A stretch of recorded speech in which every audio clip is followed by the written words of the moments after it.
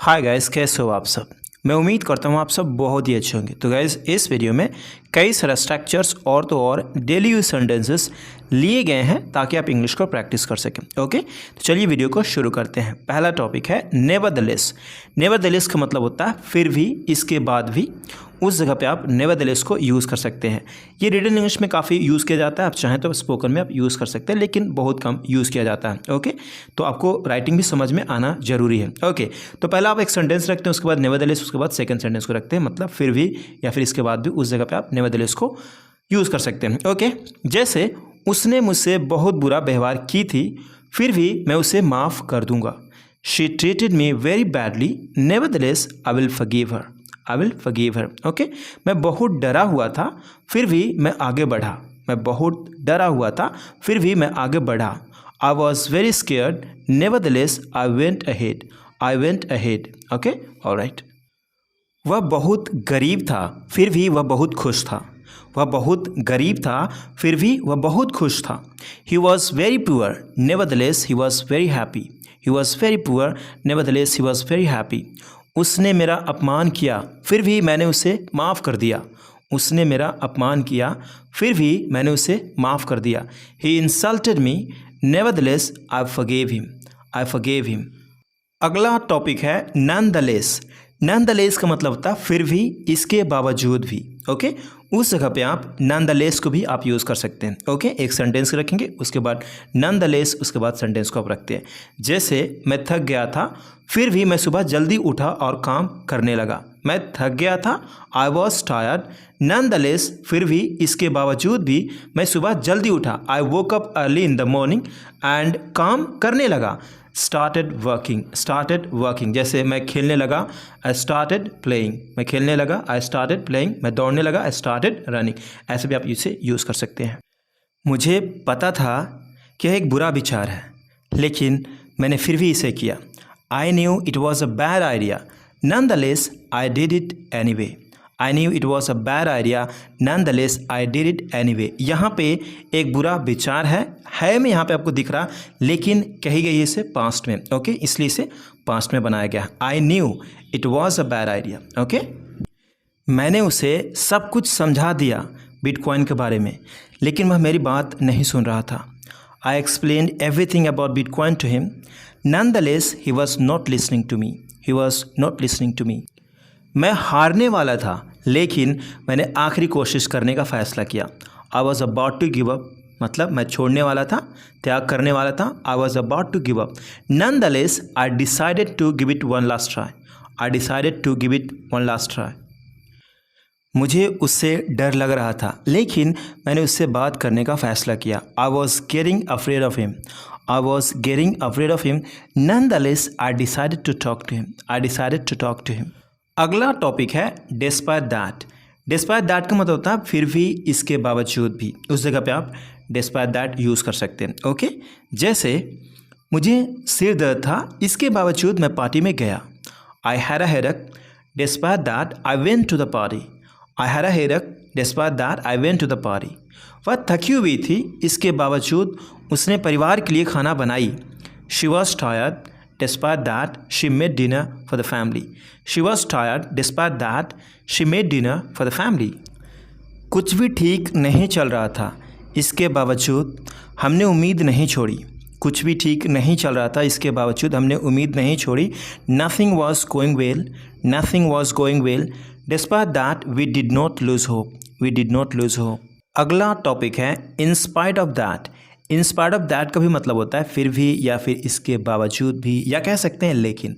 उस जगह पे आप यूज़ कर सकते हैं इन स्पाइट ऑफ दैट। ओके, इसका बनाने का स्ट्रक्चर होता है सेंटेंस रखेंगे, उसके बाद इन स्पाइट ऑफ दैट, उसके बाद फिर एक सेंटेंस को आप रखेंगे जो भी आप बताना चाहते हैं। ओके, जैसे मेरे पास बहुत काम था, उसके बावजूद मैंने आराम करने के लिए कुछ समय निकाला।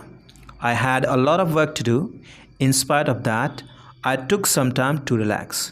आई took some time to relax.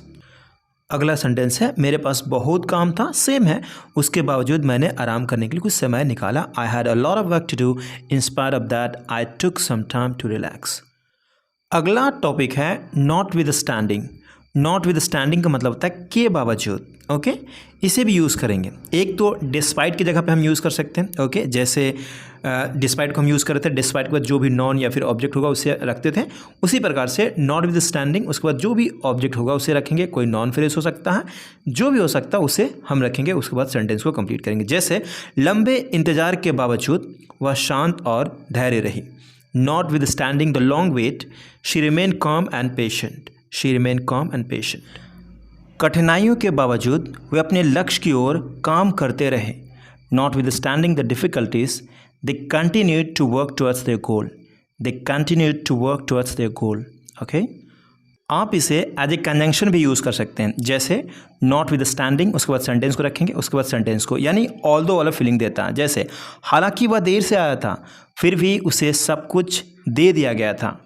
Not with standing he was late, he was still given everything. यहाँ पे पैसिव है पास्ट का। ओके, तो आप एज ए कंजंक्शन यूज़ कर सकते हैं। अगला टॉपिक है इवन दो, हालांकि। इवन दो, उसके बाद सेंटेंस, उसके बाद फिर सेंटेंस, यानी एज ए कंजंक्शन। ओके, जैसे उसने मेरी बात नहीं मानी भले ही मैं सही था, मतलब हालांकि मैं सही था, वो वाली फीलिंग है। Okay, he didn't listen to me even though I was right. Even though I was right. हालांकि मैं तुमसे सहमत नहीं हूँ, लेकिन मैं तुम्हारा सम्मान करता हूँ। Even though I don't agree with you, I respect your opinion. हालांकि वह अमीर है, लेकिन वह खुश नहीं है। Even though he is rich, he isn't happy. He isn't happy. अगला टॉपिक है एंड यट। एंड यट का मतलब होता है फिर भी। ओके, एक सेंटेंस रखेंगे, उसके बाद एंड यट, उसके बाद फिर सेंटेंस को रखेंगे। जैसे वह थक गया था और फिर भी वह चलता रहा। He was tired and yet he kept walking. He kept walking. वह बहुत अमीर है और फिर भी उसे खुशी नहीं मिलता। He is very rich and yet he does not find happiness. He does not find happiness. मुझे पता नहीं क्या करना है और फिर भी मुझे निर्णय लेना है। I do not know what to do and yet I have to make a decision. वह बूढ़ा हो गया है और फिर भी वह युवाओं जैसा उत्साह रखता है। He is old and yet he has the enthusiasm of youth. अगला टॉपिक है रिगार्डलेस ऑफ।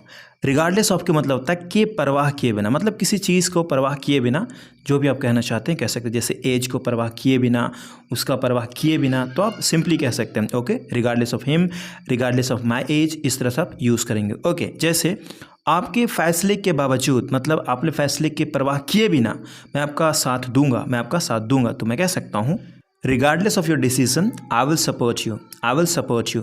कठिनाइयों की परवाह किए बिना हम अपने लक्ष्य को प्राप्त करेंगे। हम अपने लक्ष्य को प्राप्त करेंगे। Regardless of the difficulties we will achieve our goals. We will achieve our goals. आप मुझे कितनी भी बार बताएं, मैं आपको नहीं मानूंगा। Regardless of how many times you tell me I will not believe you. I will not believe you. आपके पास कितना भी पैसा हो, खुशी को ख़रीदा नहीं जा सकता। Regardless of how much money you have, happiness can not be bought.